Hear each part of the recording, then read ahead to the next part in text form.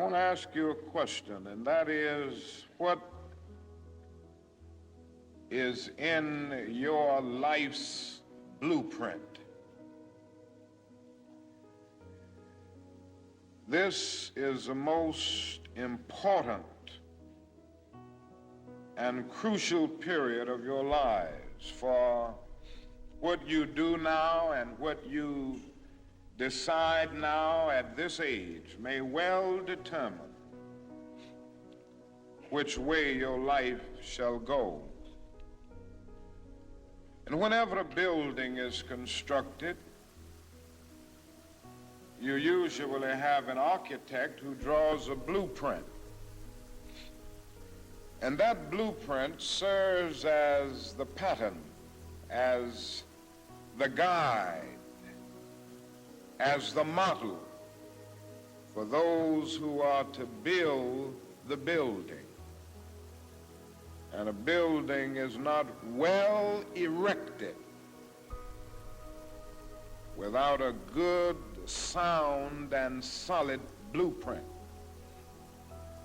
Now, each of you is in the process of building the structure of your lives. And the question is whether you have a proper, a solid, and a sound blueprint. And I want to suggest some of the things that should be in your life's blueprint. Number one in your life's blueprint should be a deep belief in your own dignity, your own worth, and your own somebodyness. Don't allow anybody to make you feel that you are nobody. Always feel that you count. Always feel that you have worth, and always feel that your life has ultimate significance. Now that means that you should not be ashamed of your color. You know, it's very unfortunate that in so many instances our society has placed a stigma on the Negro's color. You know, there are some Negroes who are ashamed of themselves. Don't be ashamed of your color. Don't be ashamed of your biological features. Somehow you must be able to say in your own lives and really believe it, I am black but beautiful. And believe it in your heart.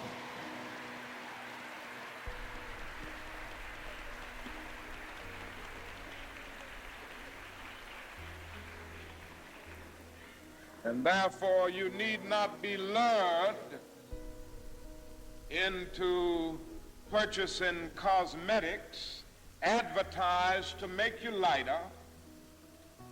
Neither do you need to process your hair to make it appear straight. I have good hair, and it is as good as anybody else's hair in the world, and we've got to believe that.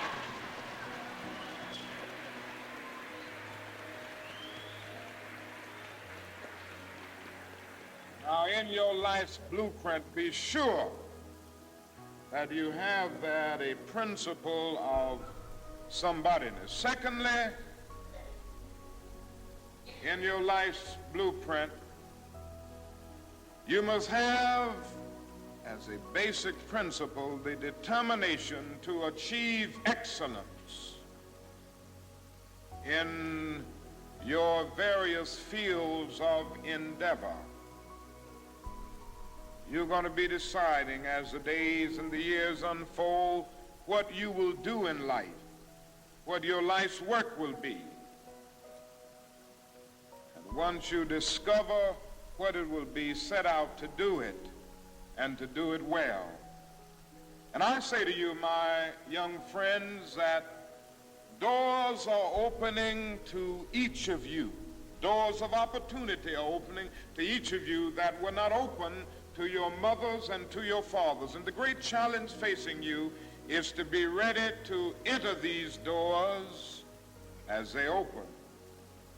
Ralph Waldo Emerson, the great essayist, said in a lecture back in 1871 that if a man can write a better book or preach a better sermon or make a better mousetrap than his neighbor, even if he builds his house in the woods, the world will make a beaten path to his door. That hadn't always been true, but it will become increasingly true. And so I would urge you to study hard, to burn the midnight oil. I would say to you, don't drop out of school, and I understand all of the sociological reasons why we often drop out of school. But I urge you, in spite of your economic plight, in spite of the situation that you are forced to live so often with intolerable conditions, stay in school. And when you discover what you're going to be in life, set out to do it as if God Almighty called you at this particular moment in history to do it. And just don't set out to do a good Negro job, but do a good job that anybody could do. Don't set out to be just a good Negro doctor, or a good Negro lawyer, a good Negro school teacher, a good Negro preacher, a good Negro barber, or beautician, a good Negro skilled laborer. Or if you set out to do that, you have already flunked your matriculation exam for entrance into the University of Integration. Set out to do a good job and do that job so well that the living, the dead, or the unborn couldn't do it any better.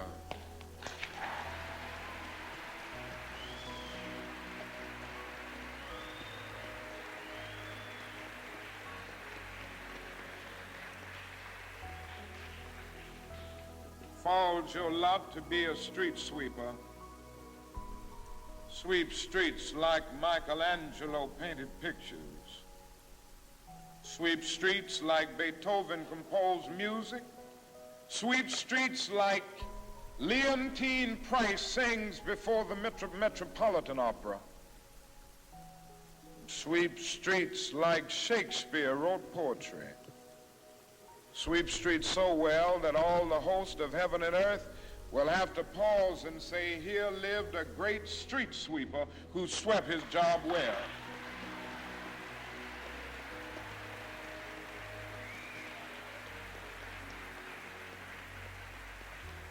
If you can't be a pine on the top of the hill, be a scrub in the valley. But be the best little scrub on the side of the rill. Be a bush if you can't be a tree. If you can't be a highway, just be a trail. If you can't be the sun, be a star. For it isn't by size that you win or you fail. Be the best of whatever you are.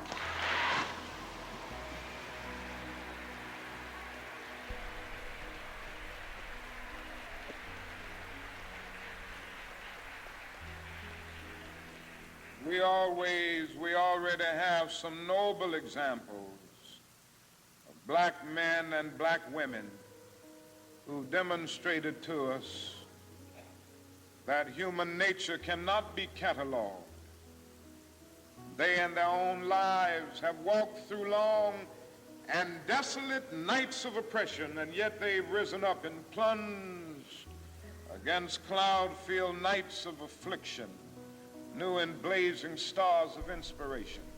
And so from an old slave cabin of Virginia's hills, Booker T. Washington rose up to be one of America's great leaders. He lit a torch in Alabama, and darkness fled in that setting.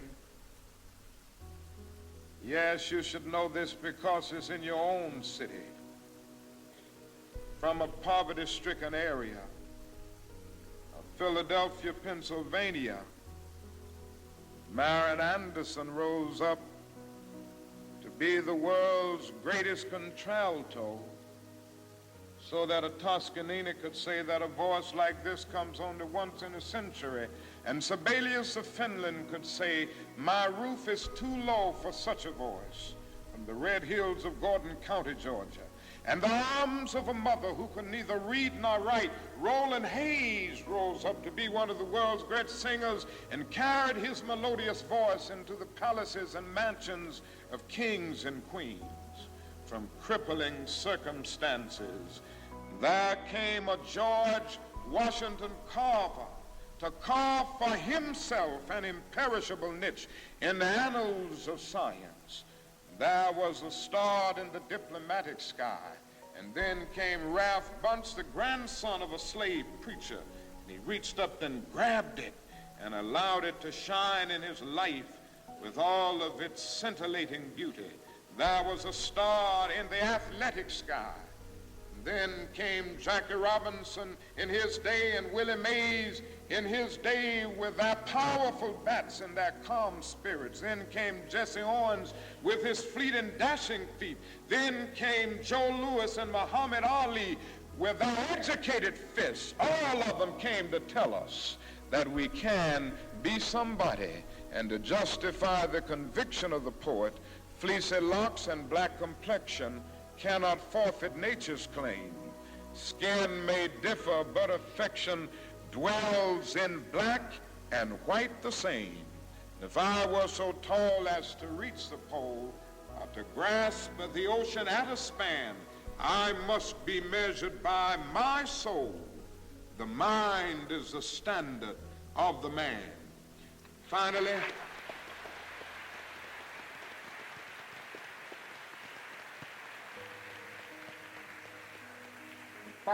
in your life's blueprint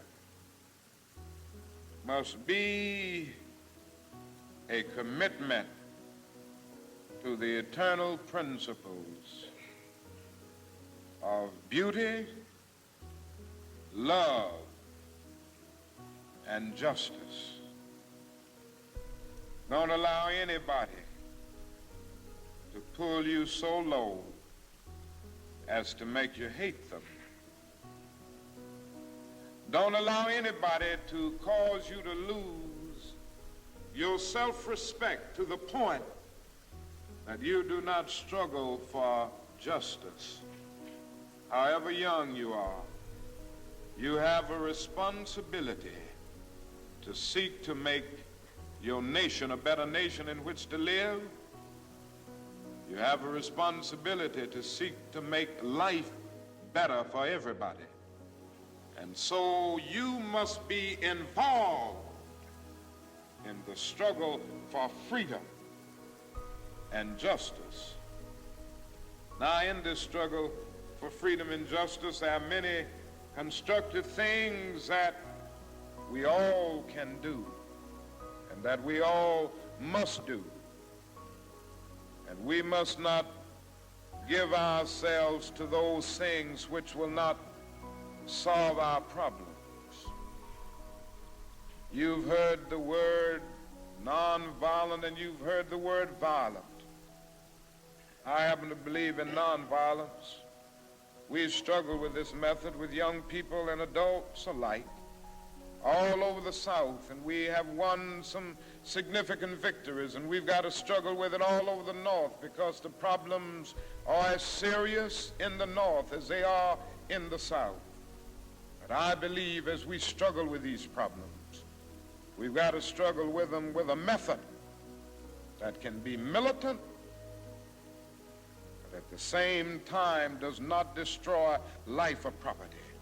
And so our slogan must not be burn, baby, burn. It must be build, baby, build. Organize, baby, organize.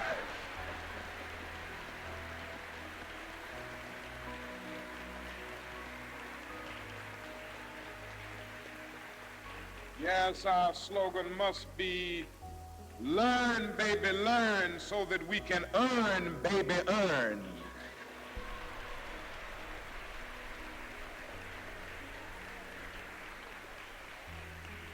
And with a powerful commitment, I believe that we can transform dark yesterdays of injustice into bright tomorrows of justice and humanity. Let us keep going toward the goal of selfhood, toward the realization of the dream of brotherhood, and toward the realization of the dream of understanding goodwill. Let nobody stop us. I close by quoting once more the man that the young lady quoted, that magnificent black bard who has now passed on, Langston Hughes. One day he wrote a poem entitled Mother to Son. The mother didn't always have her grammar right, but she uttered words of great symbolic profundity. Well, son, I'll tell you, life for me ain't been no crystal stad. It's had tacks in it, boards torn up, places with no carpet on the floor, bare.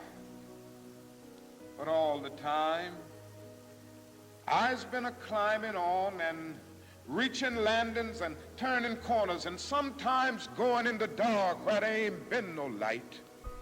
So, boy, don't you stop now. Don't you sit down on the steps 'cause you find this kind of hard. But I's still going, boy. I's still climbing. And life for me ain't been no crystal stair. Well, life for none of us has been a crystal stair, but we must keep moving. We must keep going. If you can't fly, run. If you can't run, walk. If you can't walk, crawl, but by all means, keep moving.